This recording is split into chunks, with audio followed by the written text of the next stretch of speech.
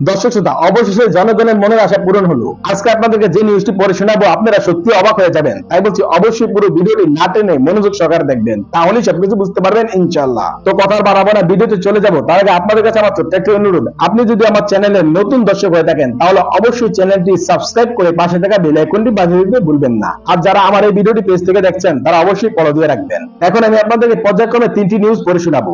তো চলুন প্রথম নিউজটি আমি এখন আপনাদেরকে পড়ে শোনাচ্ছি। ইভিএম, নির্বাচন কমিশন ও জনগণের অর্থের অপচয়। গত 23 এপ্রিল দ্য ডেইলি স্টারে প্রকাশিত এক প্রতিবেদনে উঠে এসেছে ৩,৮২৫ কোটি টাকা মূল্যমানের মোট ১.৫ লাখ ইলেকট্রনিক ভোটিং মেশিনের মধ্যে ১,৫০০,০০০ মেশিন ব্যবহারের অনুপযোগী হয়ে পড়েছে। ২০১৮ সালের নির্বাচনের ঠিক আগে প্রতিটি মেশিন ২,৩৫,০০০ টাকা দরে কেনা হয়েছিল, যা ভারতে ব্যবহৃত ইভিএম এর চেয়ে ১১ গুণ বেশি।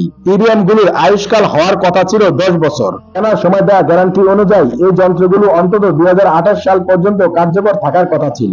প্রতিবেশী দেশ ভারতে ইভিএম এর গল্পটা অনেকটাই ভিন্ন। দেশটিতে ৯৬,৯০,০০,০০০ ভোটার নিয়ে বিশ্বের সবচেয়ে বড় নির্বাচন শুরু হয়েছে গত ১৯ এপ্রিল। ৭ ধাপে এই নির্বাচন চলবে ৬ সপ্তাহ জুড়ে এবং প্রায় ১০ লাখেরও বেশি ভোট কেন্দ্রে ভোট নেওয়া হবে। নির্বাচনের ফলাফল ঘোষণা করা হবে ৪ জুন। ভারতের প্রায় ১০০ কোটি ভোটারের সবাই দেশ জুড়ে স্থাপিত ৫৫ লাখ ইভিএম এর মাধ্যমে ভোট দিবেন। ইভিএম এর ব্যবহারে দুই প্রতিবেশী দেশের চিত্রে এত আকাশ পাতাল তফাৎ কেন? ভারতে ১৯৯৮ সালে রাজনৈতিক ঐক্যমতের ভিত্তিতে নির্বাচনে ইভিএম এর ব্যবহার শুরু হয়। সেখানে বেশ কয়েক বছর পরীক্ষা নিরীক্ষা শেষে নির্বাচনে ইভিএম এর শতভাগ ব্যবহার নিশ্চিত করা হয়েছে। অপরদিকে আমরা ৬ বছরেরও কম সময় পরে এসে আমাদের ইভিএম গুলিকে নর্দমায় ছুঁড়ে ফেলে দেওয়ার মতো অবস্থা সৃষ্টি করেছি। সিদ্ধান্তের মাধ্যমে ভবিষ্যতের কোন নির্বাচনে ইভিএম ব্যবহারের সম্ভাবনাকে আরো অনেক দূর ঠেলে দিচ্ছে এবং আমরা জানিও না যে তা কত বছরের জন্য পেছাবে। অথচ আমাদের নির্বাচনী প্রক্রিয়া আধুনিক কারণে এটি একটি অত্যাবশ্যক বিষয়। ইভিএম ব্যবহারের এই উদ্যোগে কেন মুখ থুবড়ে পড়লো? অবশ্যই এখানে সন্দেহ, ঘৃণার রাজনীতি এবং বিরোধী পক্ষ যাই করুক না কেন সেটা কখনোই মেনে না নেওয়া সংস্কৃতির ভূমিকা রয়েছে। এছাড়া কারিগরি দিক বিবেচনায় নিয়ে বলা যায় এই প্রকল্পের পরিকল্পনা, মূল্যায়ন ও নিরীক্ষায় কিছু মৌলিক ত্রুটি রয়েছে। এর ফলে এই বিপর্যয়কর পরিস্থিতি সৃষ্টি হয়েছে। প্রথম যে প্রশ্নটি আমাদের সামনে আসে তা হলো, কেন আমরা ভারতের চেয়ে ১১ গুণ বেশি দামে ইভিএম মেশিন কিনেছি? বলা হয়েছিল আমাদের ইভিএম গুলো কারিগরি সক্ষমতা তুলনামূলকভাবে বেশি এবং এগুলোতে এমন কিছু ফিচার আছে যা অন্যান্য ইভিএম এ নেই। তবে ভোটাররা সেই বিশেষ ফিচারগুলো সম্পর্কে কখনোই জানতে পারেনি। নির্বাচন কমিশন কি এগুলো সম্পর্কে জানতো? যদি এর উত্তর হ্যাঁ হয়, তাহলে তারা কি এর অনুমোদন দেওয়ার আগে পূর্ণাঙ্গ কারিগরি মূল্যায়ন করেছিল?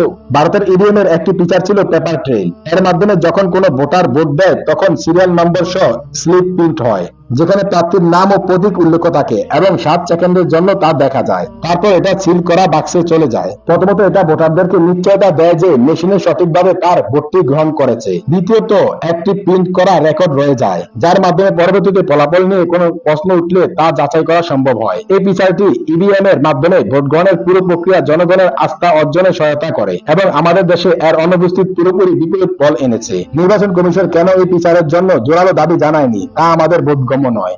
ভারতের ইভিএম এর চেয়ে ১১ গুণ বেশি দাম দিয়ে কেনার পরেও কি নির্বাচন কমিশন ইভিএম গুলোর গ্রহণের আগে যথাযথভাবে পরীক্ষা করেননি? আরো যে প্রশ্নটি রয়েছে সেটি হলো, নির্বাচন কমিশন কি নির্বাচনে ইভিএম ব্যবহারের বিষয়ে জনগণের আস্থা অর্জনে যথেষ্ট উদ্যোগ নিয়েছে? জনমনে যে ধারণাটি রয়েছে এবং অনেকেই যে কথাটি মনে প্রাণে বিশ্বাস করেন তা হচ্ছে ইভিএম কারসাজি করা যায়। নির্বাচন কমিশনের বোঝা উচিত ছিল যে ভোট দেওয়াকে মানুষ গুরুত্বপূর্ণ অধিকার এবং দেশের নাগরিক হিসেবে নিজের ক্ষমতা প্রকাশের মাধ্যম হিসেবে দেখে। পুরোপুরি আস্থা অর্জন করা না পর্যন্ত মানুষ এই যন্ত্রের মাধ্যমে নিজের অধিকার ও ক্ষমতা প্রকাশে অনীহা দেখাবে। নির্বাচন কমিশন কি সত্যি জনগণের আস্থা অর্জনে যথেষ্ট উদ্যোগ নিয়েছে? ইভিএম এর নির্ভরযোগ্যতা নিয়ে জনমানুষের মনে বাড়তে থাকা সন্দেহের মেঘ দূর করতে আরো কারিগরি জ্ঞান সম্পন্ন দল, তথ্য প্রযুক্তি বিশেষজ্ঞ ও নির্বাচন বিশেষজ্ঞদের কেন সম্পৃক্ত করা হয়নি? জনসম্মুখে আরো বড় পরিসরে এই যন্ত্রের কার্যকারিতা প্রদর্শন এবং এর সক্ষমতা নিয়ে উন্মুক্ত বিতর্কের আয়োজন করা উচিত ছিল। জনগণের আস্থা অর্জনের উদ্যোগ না নিয়ে এগুলো ইভিএম কেনা উচিত হয়নি নির্বাচন কমিশনের। সীমিত সংখ্যক ভোটার ও ইভিএম নিয়ে আরো অনেকগুলো পাইলট প্রকল্প পরিকল্পনা করতে হতো এবং কেবল এরই মাধ্যমে সন্তোষজনক ফল পাওয়া সম্ভব ছিল। ইভিএম যদি ভারতের ভোটারদের মন জয় করতে পারে তাহলে আমরা কেন পারবো না? সম্ভবত এই পুরো প্রকল্পের সবচেয়ে ক্ষতিকর এবং একেবারে অদ্ভুত বিষয়টি হলো, ইভিএম যখন ব্যবহৃত হবে না তখন সেগুলোকে যথাযথভাবে সংরক্ষণের কোনো ব্যবস্থা না রাখা। এর চেয়ে হাস্যকর আর কি হতে পারে? ২০১৮ সালে যখন ২৫,০০০ ইভিএম এর প্রথম চালান এসে পৌঁছায় তখনই নির্বাচন কমিশনের ভাবা উচিত ছিল যে এগুলো কোথায়, কিভাবে সংরক্ষণ করা হবে। এই গুরুত্বপূর্ণ প্রশ্নের জবাব পাওয়ার আগেই নির্বাচন কমিশন আরো ইভিএম এর অর্ডার দেয় এবং পরপর 2 বছরে 2019-2020 সাল জুড়ে 1.5 লাখ ইভিএম আনে। তখন সেগুলোকে এমন গুদামে ফেলে রাখা হয় যা এই ধরনের কারিগরি ভাবে জটিল যন্ত্র সংরক্ষণের জন্য কোনোভাবেই উপযুক্ত নয়। এসব যন্ত্র সংরক্ষণের পূর্বশর্ত হচ্ছে তাপমাত্রা, ধুলা ও আর্দ্রতা নিয়ন্ত্রণের ব্যবস্থা করা, কিন্তু এর কোনোটি নিশ্চিত করা হয়নি। সংশ্লিষ্টরা ভালো করে জানতেন যে এসব যন্ত্র খুব শীঘ্রই ব্যবহারের অনুপযোগী হয়ে যাবে এবং সেটাই হয়েছে। এই পুরো বিষয় এত অপরিপক্কতার কোনো ব্যাখ্যা নেই। আইনের শাসনে পরিচালিত একটি সমাজে এতটা হেলা করা জনগণের রক্ত অপচয়ের জন্য আমরা কি কাউকে দায়ী করতে পারি না? যারা প্রস্তাব দিয়েছিলেন, যারা মূল্যায়ন করেছিলেন বা যারা অনুমোদন দিয়েছেন তারা এর জন্য দায়ী।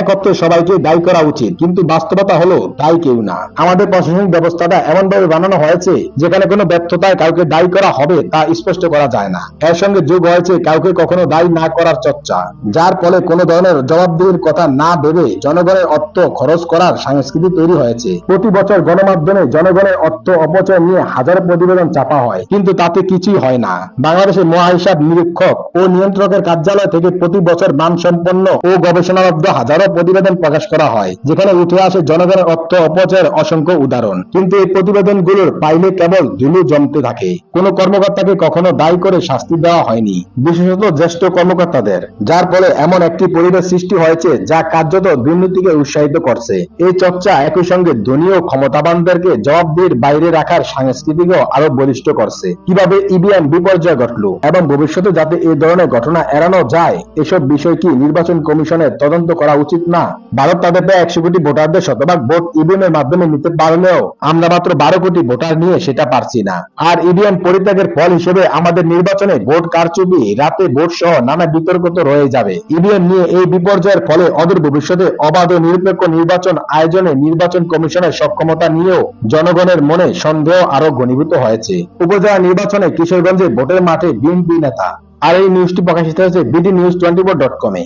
দলীয় নিষেধাজ্ঞা উপেক্ষা করে প্রথম দফায় অনুষ্ঠেয় কিশোরগঞ্জ সদর উপজেলা পরিষদ নির্বাচনে লড়াই করছেন বিএনপি নেতা মোহাম্মদ নাজমুল আলম। শৃঙ্খলা ভঙ্গের অভিযোগে দলের পক্ষ থেকে এরই মধ্যে তাকে কারণ দর্শানোর নোটিশ দেওয়া হয়েছে। কিশোরগঞ্জ জেলা বিএনপির সাংগঠনিক সম্পাদক নাজমুল আলম চেয়ারম্যান পদে আনারস প্রতীক নিয়ে লড়াই করছেন। এর আগে তিনি ভাইস চেয়ারম্যান পদে প্রতিদ্বন্দ্বিতা করেছেন। নাজমুল জেলা কমিটির পাশাপাশি সদর উপজেলা বিএনপির প্রথম যুগ্ম আহ্বায়কের পদেও রয়েছেন। ছাত্র জীবন থেকে বিএনপি রাজনীতির সঙ্গে জড়িত নাজমুল এর আগে জেলা ছাত্র দলের সাংগঠনিক সম্পাদক এবং জেলা স্বেচ্ছাসেবক দলের সভাপতি হিসেবে দায়িত্ব পালন করেছেন। দলের সিদ্ধান্তের বাইরে নির্বাচন করায় বিএনপির জ্যেষ্ঠ যুগ্ম মহাসচিব রুহুল কবির রিজভী স্বাক্ষরিত এক চিঠিতে নাজমুলকে কারণ দর্শানোর নোটিশ দেওয়া হয়েছে। চিঠিতে তার বিরুদ্ধে দলীয় শৃঙ্খলা পরিপন্থী এবং দলের প্রতি চরম বিশ্বাসঘাতকতার অভিযোগ আনা হয়েছে। কিশোরগঞ্জের জেলা বিএনপি সাধারণ সম্পাদক মাজারুল ইসলাম বলেন, চিঠিটি নাজমুল আলমের হাতে পৌঁছে দেওয়া হয়েছে। এছাড়া মৌখিকভাবে ও ভার্চুয়ালিও তাকে অবহিত করা হয়েছে। জেলা বিএনপির জ্যেষ্ঠ সহ সাধারণ সম্পাদক খালেদ সাইফুল্লাহ সোহেল বলেন, বর্তমান পরিস্থিতিতে দলীয় নিষেধাজ্ঞা উপেক্ষা করে নাজমুল আলমের নির্বাচনে অংশগ্রহণ করা মোটেই উচিত হয়নি। এই ব্যাপারে কেন্দ্রীয় বিএনপি যে সিদ্ধান্ত নেবে সেটাই চূড়ান্ত। এই ব্যাপারে নাজমুল আলম বলেন, 40 বছরের রাজনৈতিক জীবনে আমি তৃণমূল জনগণের সুখে দুঃখে পাশে থেকেছি। সেই মানুষদের জন্য কিছু করার ইচ্ছা নিয়ে নির্বাচনে প্রার্থী হয়েছি। তাছাড়া নির্বাচনে অংশ নিতে জনগণের চাপ ও ইচ্ছার প্রতি সম্মান জানিয়েছি। কারণ দর্শনের নোটিশ প্রসঙ্গে নাজমুল বলেন, দলের সিদ্ধান্তের সঙ্গে আমি দ্বিমত নই, তবে আশা করি কেন্দ্রীয় বিএনপি কিশোরগঞ্জ সদর উপজেলার কয়েক লাখ মানুষের চাওয়া পাওয়া এবং তাদের সঙ্গে আমার সম্পৃক্ততাকে আমলে নিয়ে বিবেচনা করবেন। আমি এই উত্তরে এই কথা বিএনপির নেতৃত্বকে বোঝাতে চেষ্টা করব। তারপরে দল যে সিদ্ধান্ত নেবে আমি মেনে নেব। আমি বিএনপিতে ছিলাম, আছি এবং ভবিষ্যতে থাকবো, বলেন বিএনপির নেতা। এখন আপনাদেরকে bdnews24.com এর আরো একটি নিউজ পড়ে শোনাচ্ছি। 5 মাস কারাবাসের পর জামিনে মুক্তি পেয়েছেন বিএনপি চেয়ারপারসনের উপদেষ্টা কাউন্সিলের সদস্য হাবিবুর রহমান হাবিব। রোববার দুপুরে কেরানীগঞ্জের ঢাকা কেন্দ্রীয় কারাগার থেকে হাবিব মুক্তি পান বলে দলের জ্যেষ্ঠ যুগ্ম মহাসচিব রুহুল কবির রিজভী জানান। হাবিবের এক আইনজীবী জানান, সবগুলো মামলায় উচ্চ আদালতে জামিন পাওয়ায় হাবিবের মুক্তি মিলেছে। ঢাকা কেন্দ্রীয় কারাগারের পটকে হাবিবকে ফুল দিয়ে বরণ করেন দলের কেন্দ্রীয় নেতা অ্যাডভোকেট শামসুর রহমান শিমুল বিশ্বাস ও কৃষক দলের সভাপতি হাসান জাফির তুহিন। সেখান থেকে হাবিব নয়াপল্টনে বিএনপির কেন্দ্রীয় কার্যালয়ে যান। সেই সময় তাকে ফুলের মালা পরিয়ে দিয়ে শুভেচ্ছা জানান রিজভী। গত বছরের অক্টোবর মাসে নাশকতার এক মামলায় হাবিবকে 4 বছরের সাজা দেয় আদালত। এরপর থেকে তিনি আত্মগোপনে ছিলেন। এছাড়া হাইকোর্টের একজন বিচারককে নিয়ে অবমাননাকর বক্তব্য দেওয়ায় তাকে তলব করেছিল আদালত। ওই বক্তব্য প্রত্যাহার না করায় তাকে 5 মাসের সাজা দেওয়া হয়। পরে 20 নভেম্বর মিরপুর ডিএসএস এলাকার একটি বাসা থেকে হাবিবকে গ্রেপ্তার করে র্যাব। 1990 সালে এরশাদ বিরোধী আন্দোলনের সময় তিনি বাংলাদেশ ছাত্রলীগের সভাপতি ছিলেন, যে কারণে নির্বাচন থেকে সরছেন না মন্ত্রী এমপি স্বজনরা। আলটিমেটাম, বিবৃতি, মন্তব্য, সাংগঠনিক বার্তা, টেলিফোনে অনুরোধ থেকে শুরু করে দলীয় কার্যালয়ের তলব পর্যন্ত করা হয়েছে। তারপরে উপজেলা নির্বাচন থেকে সরানো যায়নি মন্ত্রী ও এমপি স্বজনদের। বলা যায় সাংগঠনিক নির্দেশনা সরাসরি উপেক্ষা করছেন তারা। তাছাড়া কোনো ধরনের প্রতিদ্বন্দ্বিতা ছাড়াই কাউকে বিজয় না করার সিদ্ধান্ত পুরোপুরি বাস্তবায়িত হয়নি।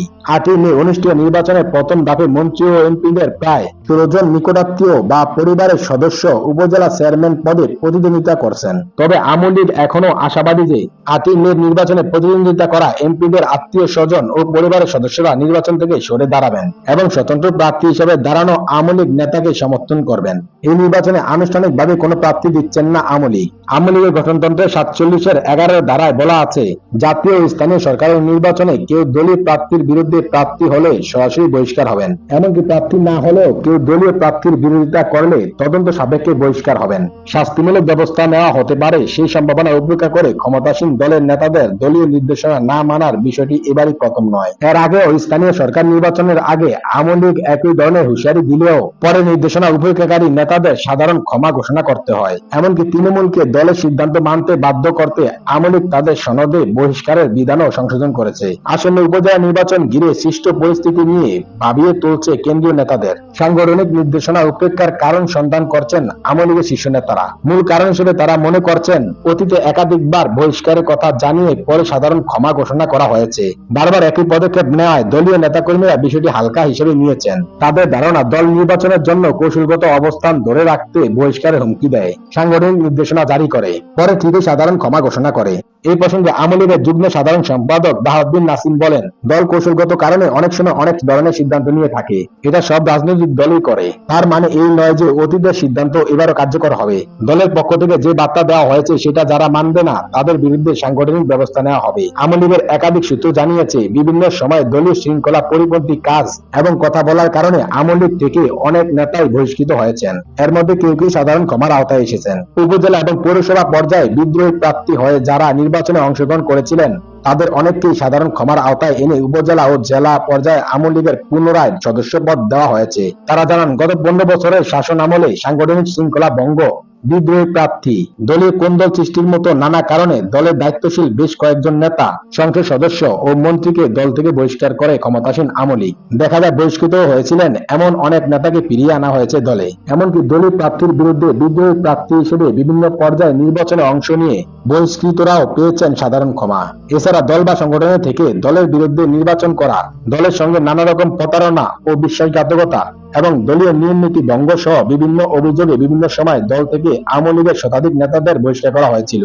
এর মধ্যে গত কাউন্সিলর মিটিং এ যারা বিদ্রোহী প্রার্থী ছিল, ছোটখাটো অপরাধ করেছিল, তাদের সাধারণ ক্ষমা ঘোষণা করা হয়। অন্যদিকে বিদ্রোহী প্রার্থী হয়ে নির্বাচন না করলেও দলের নিয়ম নীতি ভঙ্গ সহ বিভিন্ন কারণে দল থেকে বহিষ্কৃত হয়েছেন সাবেক তথ্য সম্প্রচার প্রতিমন্ত্রী ও জামালপুর জেলা আওয়ামী লীগের সাবেক স্বাস্থ্য বিষয়ক সম্পাদক ডক্টর মুরাদ হাসান। পরে তাকেও সাধারণ ক্ষমা ঘোষণা করা হয়। এর আগে আওয়ামী লীগের যেসব নেতাকর্মীরা দলীয় প্রার্থীর বিরুদ্ধে গিয়ে নির্বাচন বা বিদ্রোহী প্রার্থীকে সহায়তা করেছিলেন তাদের বহিষ্কার বা শাস্তি নিয়ে স্বস্তির বার্তা দিয়েছিল দলটি। 2019 সালের 21 অক্টোবর বিদ্রোহী নেতাদের কাছে পাঠানো হয় চিঠি।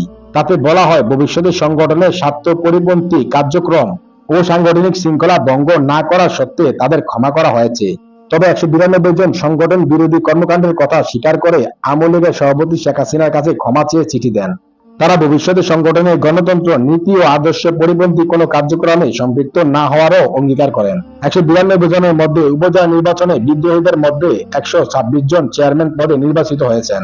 এই চেয়ারম্যানরা সহ ওই নির্বাচনে দলীয় প্রার্থীর বিরুদ্ধে প্রতিদ্বন্দ্বিতার অভিযোগে তাদের বিরুদ্ধে ব্যবস্থা নেওয়ার সংখ্যা ছিল বেশ জোরালো। দ্বিতীয় ধাপে দলের শতাধিক নেতাকর্মীকে সাধারণ ক্ষমা ঘোষণা করে আওয়ামী লীগ। 2022 সালের 17 ডিসেম্বর প্রধানমন্ত্রী ও আওয়ামী লীগের সভানেত্রী শেখ হাসিনা সরকারি বাসভবনে দলের জাতীয় কমিটির বৈঠকে এই সিদ্ধান্ত নেওয়া হয়। এই প্রসঙ্গে আওয়ামী লীগের সাধারণ সম্পাদক ওবায়দুল কাদের বলেন, প্রায় শতাধিক আবেদন জাতীয় কমিটির কাছে উপস্থাপন করা হয়েছে। জাতীয় কমিটি বরাবর সর্বসম্মতিক্রমে যারা আবেদন করেছিলেন তাদের দলের সভাপতি ক্ষমা করে দিয়েছেন।